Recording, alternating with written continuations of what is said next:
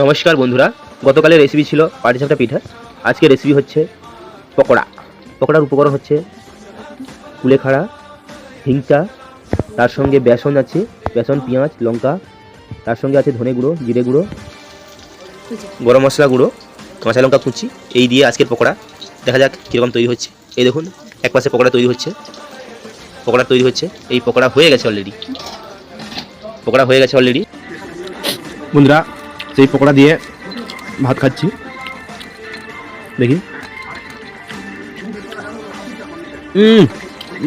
সেই হয়েছে পকোড়া, খুব টেস্টি। আপনারাও করতে পারেন। পকোড়া সেই রকম টেস্ট হয়েছে, জানেন তো বন্ধুরা। এই পকোড়া দিয়ে মনে হচ্ছে ভাত খাওয়া হয়ে যাবে। দুধের ভাতের সঙ্গে আমার তরকারি আছে, শাকের চচ্চড়ি আছে, ডাল আছে, দেখুন ডাল আছে। তাহলে মনে হচ্ছে এই পকোড়া দিয়ে আমার ভাত খাওয়া হয়ে যাবে। ধন্যবাদ বন্ধুরা, আপনারা ভিডিওটি দেখুন, আমার খাওয়া হয়ে যাক। ধন্যবাদ।